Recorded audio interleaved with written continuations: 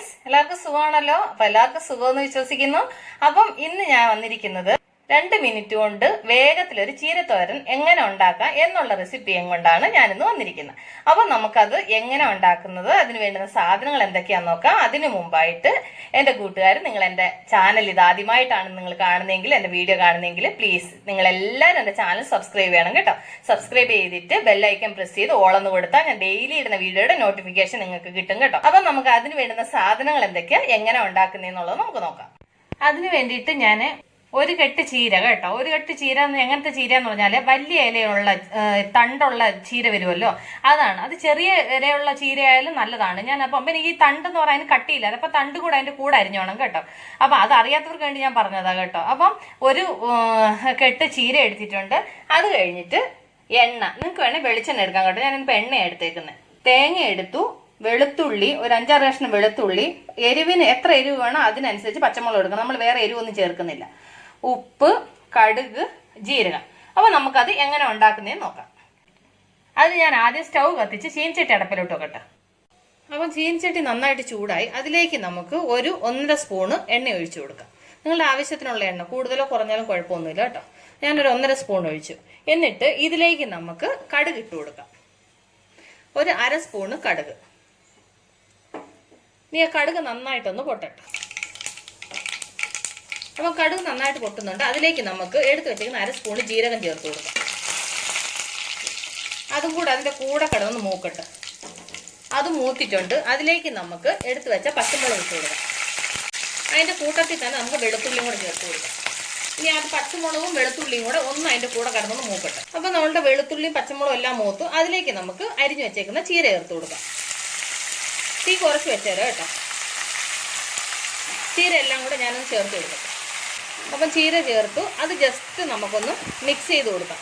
തീ കുറച്ച് വെക്കണം, തീ കൂട്ടി വെക്കണ്ട കേട്ടോ. കാരണം വെച്ചാൽ ഇത് നമ്മൾ ആവിയിലാണ് വേവിക്കുന്നത്, അതുകൊണ്ട് തീ അധികം വെക്കണ്ട കേട്ടോ. അപ്പം നമുക്കിതൊന്ന് മിക്സ് ചെയ്ത് കൊടുക്കാം. ഇനി ഇതിലേക്ക് നമുക്ക് ആവശ്യത്തിനുള്ള ഉപ്പ് ചേർത്ത് കൊടുക്കാം.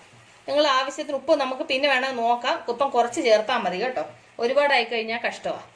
അതുകൊണ്ട് ഇപ്പം ഞാനൊരു അല്പം ഉപ്പ് ചേർത്തു. ഇനി അത് നമുക്കൊന്ന് നന്നായിട്ട് മിക്സ് ചെയ്തിട്ട് അടച്ച് വെച്ച് നമുക്ക് ഒരു സിമ്മിൽ നിന്ന് ഒരല്പം സ്റ്റൗവിൻ്റെ തീ ഇച്ചിരി കൂട്ടിക്കോ കേട്ടോ. സിമ്മിൻ്റെ അവിടുന്ന് ഒരല്പം കൂട്ടി വെച്ചേരെ. മീഡിയത്തിനെക്കാട്ടി താഴാണ് കേട്ടോ. ഇനി നമുക്ക് ഒരു പാത്രം കൊണ്ട് ഇത് അടച്ചു വെക്കാം. അപ്പോൾ ഞാനിത് അടച്ചു വെച്ചു. ഇനിയുണ്ടല്ലോ, ഇത് ആവിയിലിരുന്ന് ഇത് വേവട്ടെ. അപ്പം നമ്മൾ ചീര അടച്ചു വെച്ചിട്ട് 2-3 മിനിറ്റ് ആയില്ല. നമുക്കൊന്ന് തുറന്ന് നോക്കിയിട്ട് ഒന്നുകൂടെ ഒന്ന് ഇളക്കി കൊടുക്കാം കേട്ടോ. അപ്പം കണ്ടില്ലേ, ചീരയെല്ലാം ഒരുവിധം നന്നായിട്ട് വെന്തു. ഇനി നമുക്കൊരല്പം തീ കൂട്ടി വെക്കാം കേട്ടോ. കാരണം വെച്ചാൽ ഇപ്പം ചീരയുടെ വെള്ളം എല്ലാം ഇറങ്ങിയല്ലോ. അപ്പോൾ ഇനി നമുക്ക് ഒരല്പം തീ കൂട്ടി വെച്ചിട്ട് നമുക്ക് വേവിക്കാം. അപ്പം നമുക്ക് അടപ്പൊന്ന് തുറന്ന് നോക്കാം. ഇപ്പം ആൾറെഡി 2-3 മിനിറ്റ് ആയല്ലോ. നമുക്കൊന്ന് തുറന്ന് നോക്കാം കേട്ടോ. നമ്മുടെ ചീര വെന്തു, ചീരയുടെ വെള്ളം എല്ലാം വറ്റി. കണ്ടില്ലേ, എല്ലാം നന്നായിട്ട് വറ്റി. ഇനി നമുക്ക് ഇതിലേക്ക് എടുത്തു വെച്ചേക്കുന്ന തേങ്ങ ചേർത്ത് കൊടുക്കാം. ഞാൻ ചെറിയ കപ്പിന് 1 കപ്പ് തേങ്ങ ചേർത്ത് കേട്ടോ. ഇനി തേങ്ങയും ഈ ചീരയും കൂടെ ഒരുമിച്ച് നന്നായിട്ടൊന്ന് മിക്സ് ചെയ്തിട്ട് ഉപ്പുണ്ടോ എന്ന് നോക്കണം. നമ്മൾ ആൾറെഡി ഉപ്പ് ഇട്ടതാണ്, എന്നാൽ കൂടി ഒന്നുകൂടെ ഒന്ന് നോക്കി വെക്കാം. ഉപ്പ് കുറവുണ്ടെന്നുണ്ടെങ്കിൽ ഇപ്പം ആവശ്യത്തിന് ഉപ്പ് ചേർക്കണം. അപ്പം നമുക്ക് ഉപ്പുണ്ടോ എന്ന് നോക്കാം. അപ്പം ഞാൻ ഉപ്പുണ്ടോ നോക്കി. ഒരു പൊടിക്ക് ഉപ്പ് കുറവുണ്ട്. അപ്പം ഞാൻ ആവശ്യത്തിനുള്ള ഉപ്പും കൂടെ ചേർത്തു. ഇനി ഇത് നന്നായിട്ട് ഒന്ന് മിക്സ് ചെയ്തിട്ടുണ്ടല്ലോ. സ്റ്റൗ ഫുള്ള് സിമ്മിൽ വെക്കണം, ഫുള്ള് കുറച്ച് വെക്കണം സ്റ്റൗ.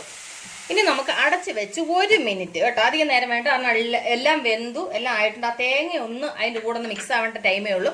1 മിനിറ്റും കൂടെ അതിരുന്നൊന്ന് വേവട്ടെ. അപ്പോൾ 1 മിനിറ്റ് കഴിഞ്ഞു. ഇനി നമുക്കൊന്ന് തുറന്ന് നോക്കാം. കണ്ടില്ലേ, അത് നന്നായിട്ട് ആവിയൊക്കെ വന്ന് തേങ്ങയൊക്കെ ഇട്ട് കഴിഞ്ഞാൽ വെച്ചും. ഇനി നന്നായിട്ട് ഇതൊന്ന് മിക്സ് ചെയ്യാം. കഴിഞ്ഞു. ഇനി ഞാൻ സ്റ്റൗ ഓഫ് ചെയ്യാം കേട്ടോ. അപ്പം കണ്ടില്ലേ, നമ്മളുടെ ചീരത്തോരൻ 2 മിനിറ്റിൽ ചീരത്തോരൻ റെഡിയായി. എത്ര ഈസി ആയിട്ട് വെക്കാൻ പറ്റുന്ന സാധനം എന്ന് പറയാം. ചീര ഒന്ന് കഴുകി അരിയുന്ന സമയം മാത്രമേ ഉള്ളൂ. വേഗം ചെയ്യാൻ പറ്റുന്ന ഒരു തോരനാണിത്. നിങ്ങൾ എല്ലാവരും ട്രൈ ചെയ്യണം. അപ്പോൾ ഇത് നിങ്ങൾക്ക് ഇഷ്ടപ്പെട്ട് കാണുമെന്ന് വിശ്വസിക്കുന്നു. നിങ്ങൾക്ക് ഇഷ്ടപ്പെട്ടെങ്കിൽ നിങ്ങളുടെ ഫ്രണ്ട്സിന് ഷെയർ ചെയ്യണം. അതുപോലെ തന്നെ ലൈക്ക് ചെയ്യണം. അതുപോലെ നിങ്ങളുടെ വാല്യുബിൾ കമന്റ്സ്. അപ്പോൾ ഇത്രയും നേരം നിങ്ങൾ എൻ്റെ വീഡിയോ വാച്ച് ചെയ്തതിന് ഒരുപാട് താങ്ക്സ്. നാളെ നമ്മൾ പുതിയൊരു റെസിപ്പിയായിട്ട്, പുതിയൊരു ഡിഷുമായിട്ട് നാളെ നമ്മൾ വീണ്ടും കാണും വരെ ബൈ.